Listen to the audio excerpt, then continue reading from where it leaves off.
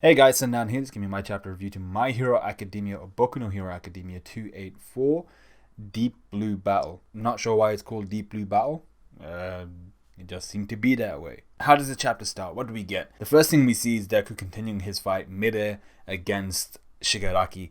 But what he realizes is, apart from, I gotta stay up in the air, he realizes he can't actually control his black whip as well as he thought he could, which was a gripe I had from last chapter. I was like, the fact that he's manifested his quirk, which is float. I was like, and the fact that he's able to use black whip at the same time, I feel like that's a little bit. I'm not a fan of that. This chapter actually goes to length to explain all of that, which I was really happy about. I was like, oh, okay, this is pretty good. Good job by Horikoshi to try and actually provide some backstory, apply some actual thinking in the sense of, it's not just Deku sprouting the power out of his ass. It's not an ass pull. This is legit. But I like the fact that we also get this beginning part showing that Deku doesn't have full control over Black Whip. He hasn't practiced enough as of yet. But then we go on. Deku lets go of everyone he's grabbed a hold of, like Lock Rock. He's got Aizawa. He's got everyone, man. He's got Yukio, Endeavor, Shoto, Bakugo.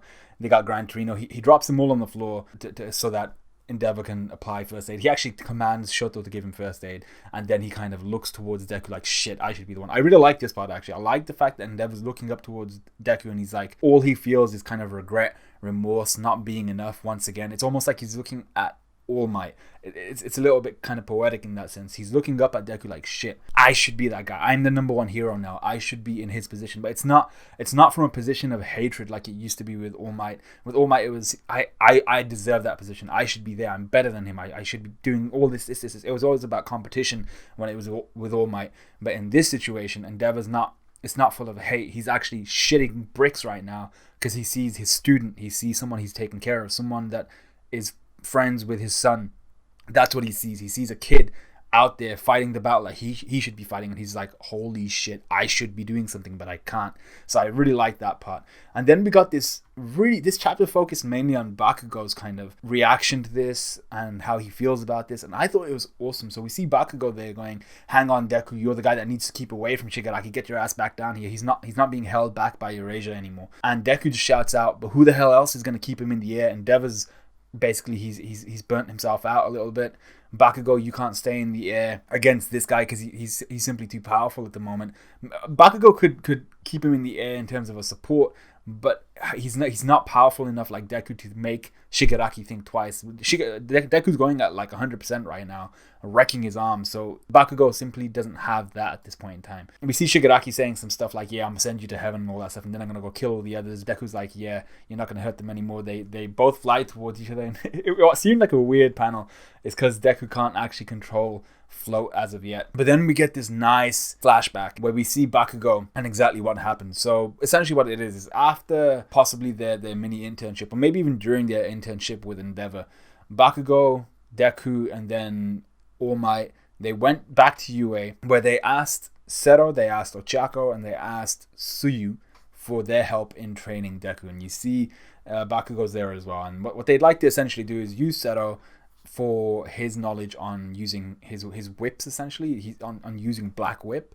They wanted Ochako to instill in Deku how to maneuver while he's using Black Whip. But also, and I thought this was really, really clever, and what I really liked about it, All Might's like actually zero gravity, which is Uraraka's quirk, Ochako's quirk, that's very, very similar to Nana's float. So what it will do is it will give Deku experience in feeling that perception and that kinesthetic feel of using that quirk, of using float without actually ever having manifested it. So what it is he gets to essentially use float, i.e. the zero gravity, but without actually having unlocked float. So it gives him an idea of how to use it, how it feels. So then when it does manifest, Deku isn't shocked by it. It doesn't go completely out of control like Black Whip did. So he's protecting Deku in a sense, but he's also preparing him for when it does come out, when you do unlock float, it's not going to be a shock. And if it unlocks under like a pressure situation, you're going to be fine with it. You're going to be able to utilize it to some extent because you felt it before. You've had that experience. So I really, really like that. And then Suyu, I think she's there for kind of added mobility. She has a lot of mid-air mobility, jumping from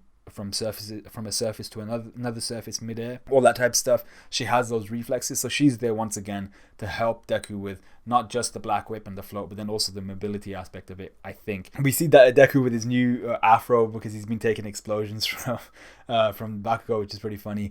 We see Ochako with a new hairstyle. I was so confused because her face was Ochako, but her hair wasn't, and I was like, what the hell is going on? What the hell? Like, she's got it tied in a ponytail, and she's still got kind of her bangs, but I was so confused. I was like, is that Ochako? Because it doesn't really, there was something off about the drawing with Ochako. I can't really tell what it was.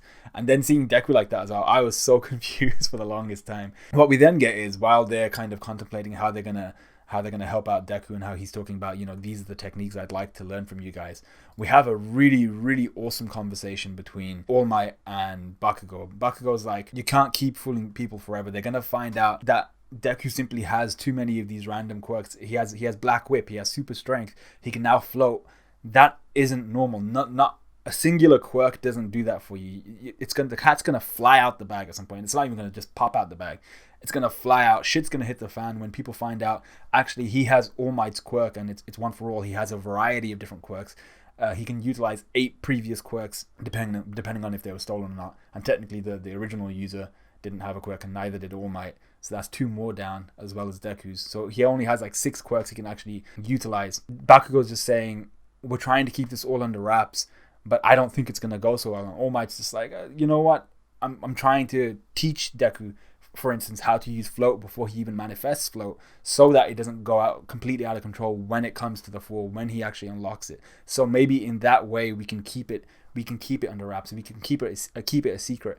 But once again, Bakugo doesn't look too convinced. What we then get is All Might saying, it's not only the wicked who seek power. And this is where people are starting to theorize now, and I'm starting to become those people, I think, alongside the guys on Reddit, where you see Bakugo, he's talking about how Deku trusts All Might with all of his life, kind of almost hinting that Bakugo himself doesn't actually trust All Might, kind of blindly, the same way that Deku does. Deku kind of like, he sees All Might, he's like, whatever he says, that's right, I trust him with all my life. Bakugo's a little bit more open to the idea of contradicting or going against All Might. And then he actually brings up a point, Bakugo, he doesn't have the crazy eyes at this point. He brings up a point about the 4th successor. He's like, you told us in the book, in the notes, you gave us a summary of all the users, how they lived, how they died, their quirks and all that stuff. But the 4th user, his life story was half finished. You didn't tell us about how he died or anything like that. Why was that? And you see All Might, he's just silent, and Bakugo brings up the fact that when he actually asked him on the day, All Might didn't respond to it. So Bakugo's very, very suspicious here. He's just like, what is it? Did you figure out something about One for All that you can't tell us? And All Might basically says, I've thought of something, but I can't speculate yet. I'm not going to say anything about it because I'm not sure what it means. So what does this mean? Does this mean that the 4th user died under really, really precarious situations? People are thinking maybe the way he utilized his quirk, maybe the way he was unlocking his quirks, the speed at which he was unlocking his quirks, he became a threat to the Hero Association or Hero Society at large.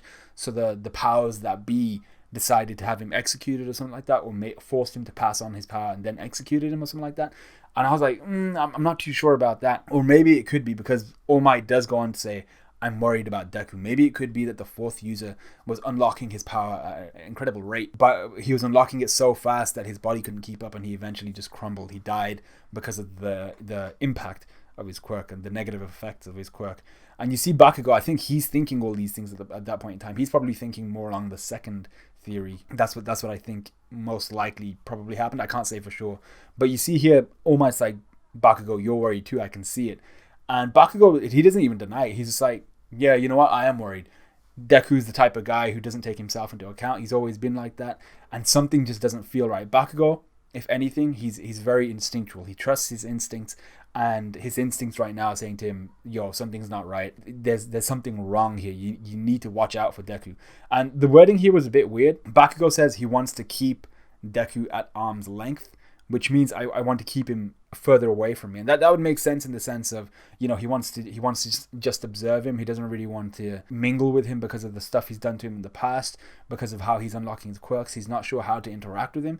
But the way that he's talking about it, the way that he's basically saying he cares for Deku, he's trying to watch his back, he's trying to keep him alive, is basically what Bakugo's saying here. It almost feels like it shouldn't be it makes me want to keep him at arm's length, but more like he wants to keep him within arm's reach, which is more like I want to keep him close to me rather than I want to keep him away from me. Bakugo then talks about how he bullied Deku when he was younger because of his own weakness. I didn't really care for that too much, mostly because I was just like, was it your own weakness that resulted in you bullying Deku, or was it just because you were a giant asshat?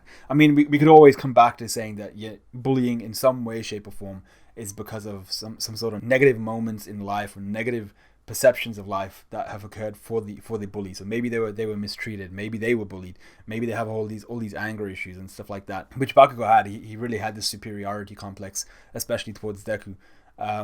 But All Might's just like, you're helping him out now with training. You're trying to atone for your sins.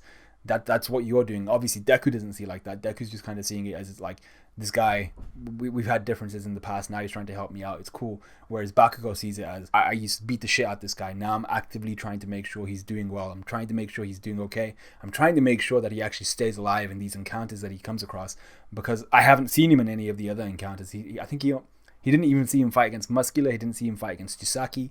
He didn't see him fight any of these major battles. This is the first time against Shigaraki that he's actually seen Deku going balls to the wall, and he doesn't like what he's seeing, because Deku's doing Deku things. Deku's throwing away his body, he's throwing away his life, he's throwing away his health to be the hero that he thinks he has to be because he has one for all. What I liked here is All Might is trying to identify with Bakugo in the sense of, you're doing what's best at this point in time. Based off the information that you know, you're trying to atone for your sins in the past. You're doing the best you can, and you're worried about Deku, which is fine.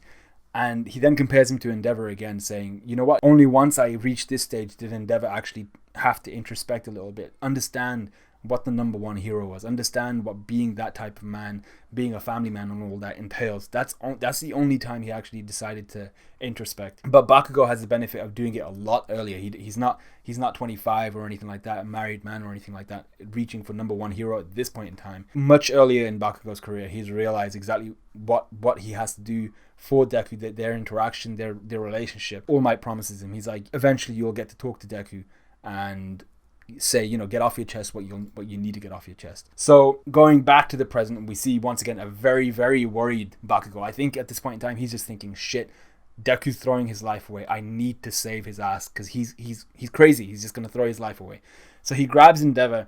I think he's gonna blast Endeavor towards Shigaraki, because he says you got to make this final one count.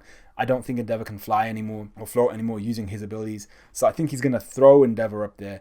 But meanwhile, we see Deku going in on Shigaraki. He's going 100%. He looks pretty much like Spider-Man on that panel on page 13. He realizes that Shigaraki's starting to adapt to his 100% attacks, but he's also slowing down in his recovery. He can't keep up. These are the repercussions of his 75% completion. The thing that he also realizes is he possesses one for all. Shigaraki possesses all for one. He's like, I have this quirk for the sole purpose of defeating this guy. So I don't care what I have to do, what it does to me. Now's the moment. Everything that I have to offer, I'm gonna clap Shigaraki no matter what happens to me. So that's how the chapter ends. We know that Deku's like this, but I'm hoping Bakugo speaks to him or something along those lines, where he's like, you can't just continuously throw your life away. Deku is gonna come away with possibly permanent injuries this time around. Like, he wasn't already using his arms. He's already wrecked his left arm, and he's possibly now just wrecked his right arm because he's gone 100%. So Deku's gonna have to have a word. Well, he's gonna receive a word from Bakugo, and I think Bakugo's gonna be like, look, you little bitch boy, you can't be doing this shit, because if you die, we're screwed. You have the quirk that's designed to fight this guy, but if you're just throwing your life away every time and you do actually lose your life at some point, what do we do then? We're screwed. And from a friend perspective, from someone who he's learnt to actually care for, Bakugo he doesn't want to lose his kind of best friend at this point in time. So I really like the development that we got from Bakugo, showing that he cares, but also being attentive in the sense of one for all of its details, the fourth user, understanding a little bit more about that, but also realizing, wait, shit, there's a whole gap here, and we don't know what the hell happened to the fourth user. And All Might seems to have some idea, but he's not telling us, which means there might be some sort of conspiracy going on. Or maybe the fourth user, All Might knows that he unlocked it he unlocked all the quirks of One for All. He would have only actually unlocked 2 previous quirks before him, 3 and 2, because he wouldn't have had the first user's quirk, which is One for All. So I'm not sure. Thinking about it now, I said at the beginning that it might have been that he unlocked all those quirks and it kind of just consumed him. I don't think it could be that. So I think it might be something a little bit darker. It might be something more along the conspiracy of, because of his power, because of the fact that he can unlock these quirks, maybe the guys at the top of the hero organization or hero society decided that he needed to be executed and forced him to give away his quirk. I don't know. Something crazy is definitely going on, and All Might seems to have an inkling. But let me know what you guys thought of this chapter. Let me know what you guys thought of this review. Like, comment, subscribe, all that good stuff, and I'll see you guys in a bit.